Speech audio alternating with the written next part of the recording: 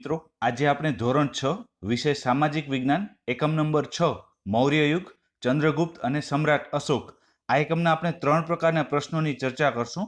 સૌપ્રથમ એમસીક્યુ પ્રશ્નો, ત્યારબાદ ખાલી જગ્યા પૂરો અને છેલ્લે જોડકા જોડો। તો શરૂઆત કરીએ એમસીક્યુ પ્રશ્નોથી। પહેલો પ્રશ્ન છે મૌર્ય વંશની જાણકારી મેળવવા કયા ગ્રંથો ઉપયોગી છે? તો મૌર્ય વંશની જાણકારી મેળવવા માટે અર્થશાસ્ત્ર, ઇન્ડિકા અને મુદ્રા રાક્ષસ આ ત્રણેય ગ્રંથો ઉપયોગી છે। આથી જવાબ આવશે ડી, ઉપરના તમામ। બીજો પ્રશ્ન છે ચંદ્રગુપ્ત મૌર્યનો શાસનકાળ જણાવો। તો ચંદ્રગુપ્ત મૌર્યનો શાસનકાળ ઈસવીસન પૂર્વે 321 થી ઈસવીસન પૂર્વે 297 સુધીનો હતો। આથી જવાબ આવશે એ, ઈસવીસન પૂર્વે 321 થી ઈસવીસન પૂર્વે 297। મૌર્ય વંશની જાણકારી મેળવવા માટેના સ્ત્રોતોમાં અર્થશાસ્ત્ર, ઇન્ડિકા અને મુદ્રા રાક્ષસ આ ત્રણેય ગ્રંથોનો સમાવેશ થાય છે। જેમાં અર્થશાસ્ત્રની રચના આચાર્ય ચાણક્યએ કરી હતી અને આચાર્ય ચાણક્ય એ વિષ્ણુગુપ્તના નામથી પણ જાણીતા છે। બીજો ગ્રંથ છે ઇન્ડિકા। તો ઇન્ડિકા ગ્રંથની રચના મેગેસ્થનીસે કરી હતી અને ત્રીજો ગ્રંથ છે મુદ્રા રાક્ષસ। તો મુદ્રા રાક્ષસ ગ્રંથની રચના વિશાખ દત્તે કરી હતી। ત્રીજો પ્રશ્ન છે મૌર્ય વંશની સ્થાપના કોણે કરી હતી? તો ચંદ્રગુપ્ત મૌર્યએ મૌર્ય વંશની સ્થાપના કરી હતી। આથી જવાબ આવશે એ, ચંદ્રગુપ્ત મૌર્ય। ચોથો પ્રશ્ન છે કોને હરાવીને ચંદ્રગુપ્ત મૌર્ય મગધની ગાદી ઉપર મૌર્ય વંશની સ્થાપના કરી હતી? તો ધનનંદને હરાવીને ચંદ્રગુપ્ત મૌર્યએ મગધની ગાદી ઉપર મૌર્ય વંશની સ્થાપના કરી હતી। આથી જવાબ આવશે સી, ધનનંદ। મૌર્ય વંશના મુખ્ય શાસકોમાં ચંદ્રગુપ્ત મૌર્ય, બિંદુસાર અને સમ્રાટ અશોકનો સમાવેશ થાય છે। પાંચમો પ્રશ્ન છે ચંદ્રગુપ્ત મૌર્યની તમામ સિદ્ધિઓમાં તેમના કયા ગુરુના માર્ગદર્શને ઘણો મહત્વનો ભાગ ભજવ્યો હતો? તો ગુરુ ચાણક્યના માર્ગદર્શને ઘણો મહત્વનો ભાગ ભજવ્યો હતો। આથી જવાબ આવશે બી, ગુરુ ચાણક્ય। છઠ્ઠો પ્રશ્ન છે ચંદ્રગુપ્તે ગ્રીક રાજા સેલ્યુકસ નિકેતરને હરાવીને કયા 4 પ્રદેશો જીતી લીધા હતા? તો ચંદ્રગુપ્તે ગ્રીક રાજા સેલ્યુકસને હરાવીને કાબુલ, કંદહાર, બલુચિસ્તાન અને હેરાત આ 4 પ્રદેશો જીતી લીધા હતા। આથી જવાબ આવશે ઈ, ઉપરના તમામ।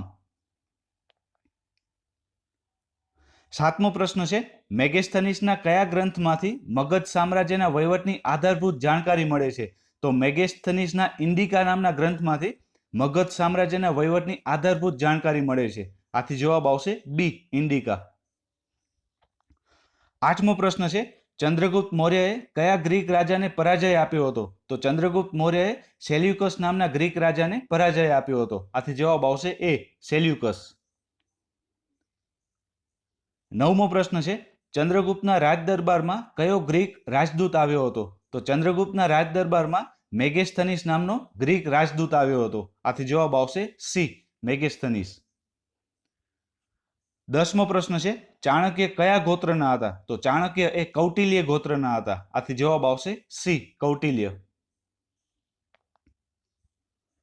11મો પ્રશ્ન છે ચંદ્રગુપ્ત મૌર્ય ગિરિનગરના રાજ્યપાલ તરીકે કોની નિમણૂક કરી હતી? તો ચંદ્રગુપ્ત મૌર્યએ ગિરિનગરના રાજ્યપાલ તરીકે પુષ્યગુપ્તની નિમણૂક કરી હતી। આથી જવાબ આવશે બી, પુષ્યગુપ્ત।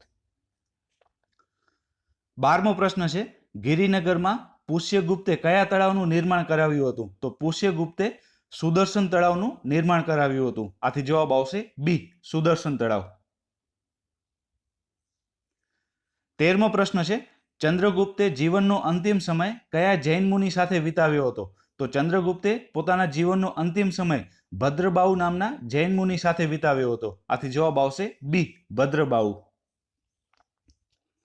14મો પ્રશ્ન છે ચંદ્રગુપ્ત મૌર્યએ તેનો અંતિમ સમય કયા સ્થળે વિતાવ્યો હતો? તો ચંદ્રગુપ્ત મૌર્યએ તેનો અંતિમ સમય શ્રવણ બેલગોડા નામના સ્થળે વિતાવ્યો હતો। આથી જવાબ આવશે સી, શ્રવણ બેલગોડા।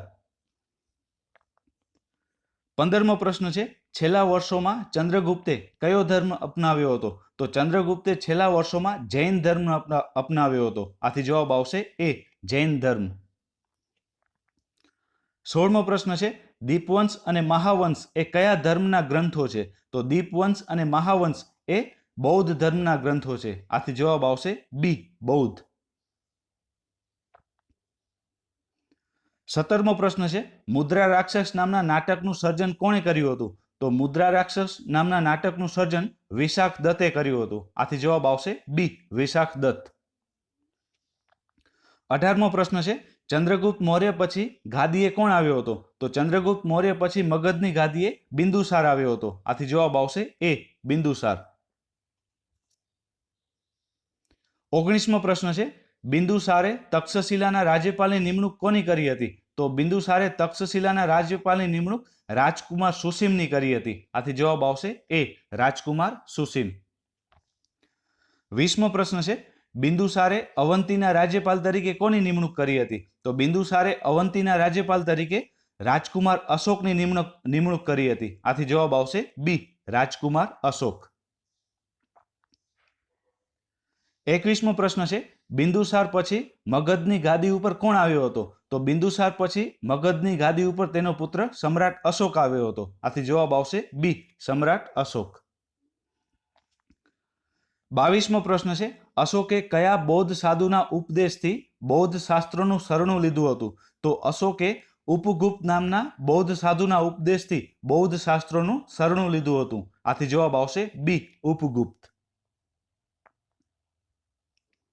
23મો પ્રશ્ન છે અશોકે કેટલામી બૌદ્ધ ધર્મ પરિષદ બોલાવી હતી? તો અશોકે ત્રીજી બૌદ્ધ ધર્મ પરિષદ બોલાવી હતી. આથી જવાબ આવશે સી, ત્રીજી. 24મો પ્રશ્ન છે ત્રીજી બૌદ્ધ ધર્મ પરિષદ કોના અધ્યક્ષ સ્થાને ભરવામાં આવી હતી? તો ત્રીજી બૌદ્ધ ધર્મ પરિષદ એ મોગલીપુત તિસ્યના અધ્યક્ષ સ્થાને ભરવામાં આવી હતી. આથી જવાબ આવશે સી, મોગલીપુત તિસ્ય. 25મો પ્રશ્ન છે મૌર્ય શાસનમાં ખેતી વિભાગના વડાને કયા નામથી ઓળખવામાં આવતો હતો? તો મૌર્ય શાસનમાં ખેતી વિભાગના વડાને સીતાધ્યક્ષ તરીકે ઓળખવામાં આવતો હતો. આથી જવાબ આવશે સી, સીતાધ્યક્ષ.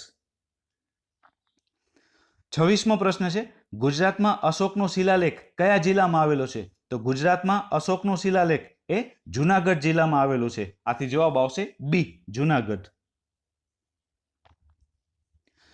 ચાણક્યએ મૌર્ય શાસનના કુલ 18 ખાતાઓ દર્શાવ્યા છે, જેમાં મુખ્ય ખાતાઓ અને તેના ખાતાના વડા નીચે મુજબ છે. જેમાં ખેતી વિભાગના વડા સીતાધ્યક્ષ તરીકે ઓળખવામાં આવે છે. લશ્કર ખાતાના વડાને સેનાની તરીકે ઓળખવામાં આવે છે. ન્યાય ખાતાના વડાને પ્રદેશત્રી તરીકે ઓળખવામાં આવે છે. વ્યાપાર ખાતાના વડાને પન્યાધ્યક્ષ તરીકે ઓળખવામાં આવે છે. દફતર ભંડારના ખાતાના વડાને મહાઅક્ષપટલ તરીકે ઓળખવામાં આવે છે. અને મુદ્રા ખાતાના વડાને મુદ્રાધ્યક્ષ તરીકે ઓળખવામાં આવે છે. 27મો પ્રશ્ન છે ચાણક્ય કયા વિષયમાં નિપુણ હતા? તો ચાણક્ય એ અર્થશાસ્ત્ર વિષયમાં નિપુણ હતા. આથી જવાબ આવશે સી, અર્થશાસ્ત્ર. 28મો પ્રશ્ન છે કયા યુદ્ધમાં વિજય મેળવ્યા પછી સમ્રાટ અશોકનું હૃદય પરિવર્તન થયું હતું? તો કલિંગના યુદ્ધમાં વિજય મેળવ્યા પછી સમ્રાટ અશોકનું હૃદય પરિવર્તન થયું હતું. આથી જવાબ આવશે સી, કલિંગ. 29મો પ્રશ્ન છે ચંદ્રગુપ્તના અવસાન બાદ મગધની ગાદીએ કોણ આવ્યું હતું? તો ચંદ્રગુપ્તના અવસાન બાદ મગધની ગાદીએ તેનો પુત્ર બિંદુસાર આવ્યો હતો. આથી જવાબ આવશે સી, બિંદુસાર. 30મો પ્રશ્ન છે કલિંગના કયા રાજા સામે અશોકે યુદ્ધ કર્યું હતું? તો કલિંગના રાજા જયંત સામે અશોકે યુદ્ધ કર્યું હતું. આથી જવાબ આવશે એ, જયંત. 31મો પ્રશ્ન છે અશોકના પિતાનું નામ શું હતું? તો અશોકના પિતાનું નામ બિંદુસાર હતું. આથી જવાબ આવશે બી, બિંદુસાર.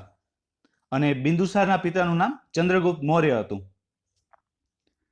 32મો પ્રશ્ન છે મૌર્ય શાસનમાં વહીવટી તંત્રનું નાનામાં નાનું એકમ કયું હતું? તો મૌર્ય શાસનમાં વહીવટી તંત્રનું નાનામાં નાનું એકમ એ ગ્રામ હતું. આથી જવાબ આવશે સી, ગ્રામ. 33મો પ્રશ્ન છે મૌર્ય વંશનો અંતિમ શાસક કોણ હતો? તો મૌર્ય વંશનો અંતિમ શાસક એ બૃહદ્રથ હતો. આથી જવાબ આવશે બી, બૃહદ્રથ. 34મો પ્રશ્ન છે એશિયા ખંડનો સૌથી જૂનો અને લાંબો રોડ કયો છે? તો એશિયા ખંડનો સૌથી જૂનો અને લાંબો રોડ એ ગ્રાન્ડ ટ્રંક રોડ છે. આથી જવાબ આવશે એ, Grand Trunk Road. Grand Trunk Road Asia ખંડનો સૌથી જૂનો અને લાંબો મુખ્ય રોડ છે. આ રોડનું નિર્માણ સૌપ્રથમ ચંદ્રગુપ્ત મૌર્યના સમયમાં થયું હતું. શેરશાહ સૂરીએ પોતાના શાસનકાળમાં આ રોડનું પુનઃનિર્માણ કરાવ્યું હતું. જ્યારે અંગ્રેજ શાસનકાળ દરમિયાન લોર્ડ ડેલાઉસીએ આ રોડનું પુનઃનિર્માણ કરાવ્યું હતું. વર્તમાન સમયમાં આ રોડ દિલ્હીથી કોલકાતા સુધીના રાષ્ટ્રીય ધોરીમાર્ગ એટલે કે નેશનલ હાઈવે તરીકે ઓળખવામાં આવે છે. 35મો પ્રશ્ન છે, ગ્રાન્ડ ટ્રંક રોડનું બીજી વખત કોણે નિર્માણ કરાવ્યું હતું? તો ગ્રાન્ડ ટ્રંક રોડનું બીજી વખત શેરશાહ સૂરીએ નિર્માણ કરાવ્યું હતું. આથી જવાબ આવશે સી, શેરશાહ સૂરી. 36મો પ્રશ્ન છે, ગ્રાન્ડ ટ્રંક રોડનું સૌપ્રથમ નિર્માણ કોણે કરાવ્યું હતું? તો ગ્રાન્ડ ટ્રંક રોડનું સૌપ્રથમ નિર્માણ ચંદ્રગુપ્ત મૌર્યએ કરાવ્યું હતું. આથી જવાબ આવશે એ, ચંદ્રગુપ્ત મૌર્ય. 37મો પ્રશ્ન છે, ગ્રાન્ડ ટ્રંક રોડ કયા બે શહેરોને જોડે છે? તો ગ્રાન્ડ ટ્રંક રોડ એ દિલ્હી અને કોલકાતાને જોડે છે. આથી જવાબ આવશે સી, દિલ્હી અને કોલકાતા. 38મો પ્રશ્ન છે, અંગ્રેજ શાસનકાળ દરમિયાન ગ્રાન્ડ ટ્રંક રોડનું પુનઃનિર્માણ કોણે કરાવ્યું હતું? તો અંગ્રેજ શાસનકાળ દરમિયાન ગ્રાન્ડ ટ્રંક રોડનું પુનઃનિર્માણ લોર્ડ ડેલાઉસીએ કરાવ્યું હતું. આથી જવાબ આવશે બી, લોર્ડ ડેલાઉસી. 39મો પ્રશ્ન છે, વર્તમાન સમયનું ઓરિસ્સા રાજ્ય મૌર્ય વંશમાં કયા રાજ્ય તરીકે ઓળખાતું હતું? તો વર્તમાન સમયનું ઓરિસ્સા રાજ્ય એ મૌર્ય વંશમાં કલિંગ રાજ્ય તરીકે ઓળખાતું હતું. આથી જવાબ આવશે સી, કલિંગ. 40મો પ્રશ્ન છે, સમ્રાટ અશોકે બૌદ્ધ ધર્મના પ્રચાર માટે તેમના પુત્ર મહેન્દ્ર અને પુત્રી સંઘમિત્રાને કયા દેશમાં મોકલ્યા હતા? તો સમ્રાટ અશોકે બૌદ્ધ ધર્મના પ્રચાર માટે તેમના પુત્ર મહેન્દ્ર અને પુત્રી સંઘમિત્રાને શ્રીલંકા દેશમાં મોકલ્યા હતા. આથી જવાબ આવશે એ, શ્રીલંકા. 41મો પ્રશ્ન છે, ચાણક્ય બીજા કયા નામે ઓળખાય છે? તો ચાણક્ય એ વિષ્ણુગુપ્તના નામે પણ ઓળખવામાં આવે છે. આથી જવાબ આવશે એ, વિષ્ણુગુપ્ત. 42મો પ્રશ્ન છે, ચાણક્ય નીચેનામાંથી કઈ વિદ્યાપીઠના આચાર્ય હતા? તો ચાણક્ય એ તક્ષશિલા વિદ્યાપીઠના આચાર્ય હતા. આથી જવાબ આવશે બી, તક્ષશિલા. 43મો પ્રશ્ન છે, સારનાથનો વિશાળ સ્તંભ કોના દ્વારા નિર્માણ કરવામાં આવ્યો હતો? તો સારનાથનો વિશાળ સ્તંભ એ સમ્રાટ અશોક દ્વારા નિર્માણ કરવામાં આવ્યો હતો. આથી જવાબ આવશે સી, સમ્રાટ અશોક. 44મો પ્રશ્ન છે, સમ્રાટ અશોકે કયો ધર્મ સ્વીકાર કર્યો હતો? તો સમ્રાટ અશોકે બૌદ્ધ ધર્મ સ્વીકાર કર્યો હતો. આથી જવાબ આવશે બી, બૌદ્ધ ધર્મ. 45મો પ્રશ્ન છે, અશોકના મોટાભાગના અભિલેખો કઈ લિપિમાં છે? તો અશોકના મોટાભાગના અભિલેખો એ બ્રાહ્મી લિપિમાં છે. આથી જવાબ આવશે બી, બ્રાહ્મી. અહીં એમસીક્યુ પ્રશ્નો પૂરા થાય છે. હવે જોઈએ ખાલી જગ્યા પૂરો. પહેલું વિધાન છે, સારનાથનો વિશાળ સ્તંભ સમ્રાટ ખાલી જગ્યા દ્વારા નિર્માણ કરવામાં આવ્યો હતો. તો સારનાથનો વિશાળ સ્તંભ સમ્રાટ અશોક દ્વારા નિર્માણ કરવામાં આવ્યો હતો. આથી જવાબ આવશે અશોક. બીજું વિધાન છે, તક્ષશિલા વિદ્યાપીઠના આચાર્ય ખાલી જગ્યા હતા. તો તક્ષશિલા વિદ્યાપીઠના આચાર્ય એ ચાણક્ય હતા. આથી જવાબ આવશે ચાણક્ય. ત્રીજું વિધાન છે, નંદવંશના અંતિમ સમ્રાટ ખાલી જગ્યાને હરાવીને ચંદ્રગુપ્તે મગધની ગાદી સંભાળી હતી. તો નંદવંશના અંતિમ સમ્રાટ ધનનંદને હરાવીને ચંદ્રગુપ્તે મગધની ગાદી સંભાળી હતી. આથી જવાબ આવશે ધનનંદ. ચોથું વિધાન છે, સૌરાષ્ટ્રમાં સુદર્શન તળાવ ખાલી જગ્યાએ બંધાવ્યું હતું. તો સૌરાષ્ટ્રમાં સુદર્શન તળાવ પુષ્યગુપ્તે બંધાવ્યું હતું. આથી જવાબ આવશે પુષ્યગુપ્ત.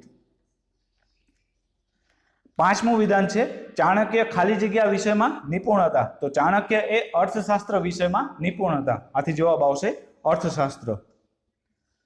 છઠ્ઠું વિધાન છે, પાટલીપુત્રમાં રોકાણ દરમિયાન મેગેસ્થનીસે ખાલી જગ્યા નામનો ગ્રંથ લખ્યો હતો. તો પાટલીપુત્રમાં રોકાણ દરમિયાન મેગેસ્થનીસે ઇન્ડિકા નામનો ગ્રંથ લખ્યો હતો. આથી જવાબ આવશે ઇન્ડિકા. સાતમું વિધાન છે, ખાલી જગ્યાનો સ્તંભ રાષ્ટ્રીય પ્રતીક છે. તો સારનાથનો સ્તંભ એ રાષ્ટ્રીય પ્રતીક છે. આથી જવાબ આવશે સારનાથ.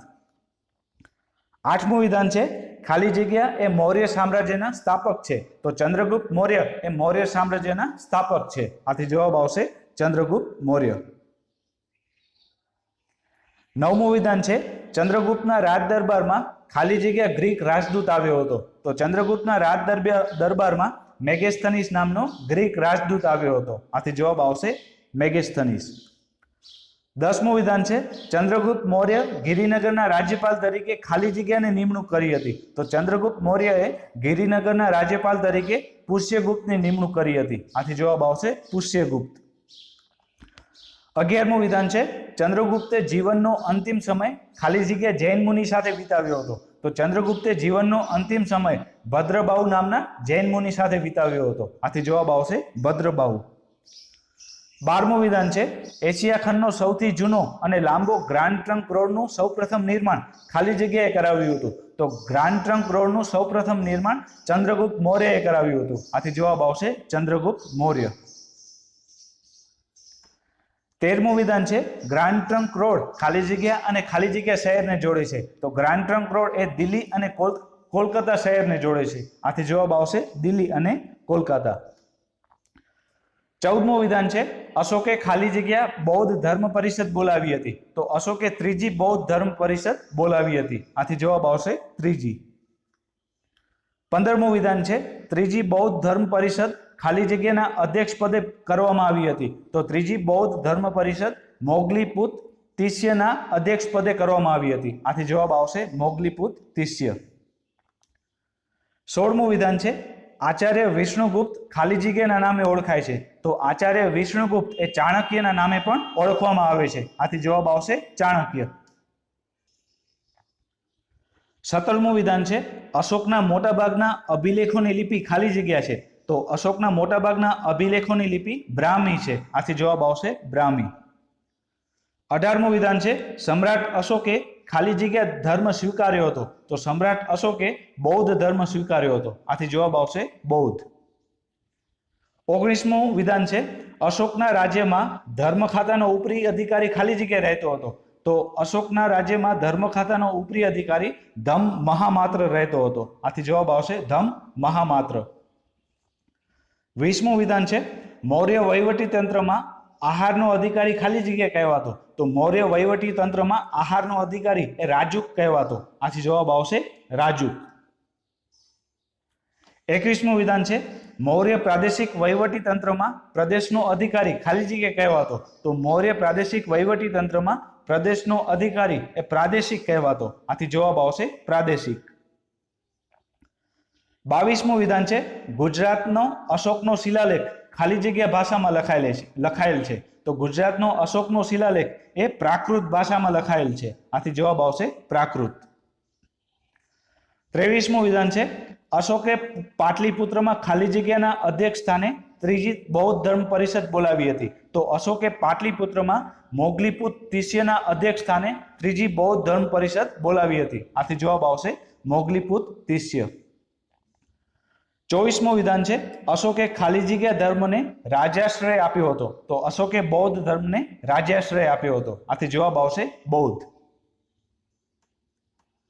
25મું વિધાન છે સમ્રાટ અશોકે તેમના પુત્ર ખાલી જગ્યા અને પુત્રીને બૌદ્ધ ધર્મના પ્રચાર માટે શ્રીલંકા મોકલ્યા હતા. તો સમ્રાટ અશોકે તેમના પુત્ર મહેન્દ્ર અને સંઘમિત્રા પુત્રીને બૌદ્ધ ધર્મના પ્રચાર માટે શ્રીલંકા મોકલ્યા હતા. આથી પહેલી ખાલી જગ્યા મહેન્દ્ર આવશે અને બીજી ખાલી જગ્યામાં સંઘમિત્રા આવશે. 26મું વિધાન છે ચંદ્રગુપ્તના વહીવટી તંત્રના મુખ્યમંત્રી ખાલી જગ્યા હતા. તો ચંદ્રગુપ્તના વહીવટી તંત્રના મુખ્યમંત્રી વિષ્ણુગુપ્ત હતા. આથી જવાબ આવશે વિષ્ણુગુપ્ત. અને વિષ્ણુગુપ્તને આપણે ચાણક્ય તરીકે પણ ઓળખીએ છીએ. અહીં ખાલી જગ્યા પૂરી થાય છે. હવે પછીનો પ્રશ્ન જોડકા જોડો તે જોઈએ. પ્રશ્ન 1 જોડકા જોડો. પહેલું છે અર્થશાસ્ત્ર. તો અર્થશાસ્ત્ર નામના ગ્રંથની રચના ચાણક્યએ કરી હતી. આથી પહેલામાં આવશે બી.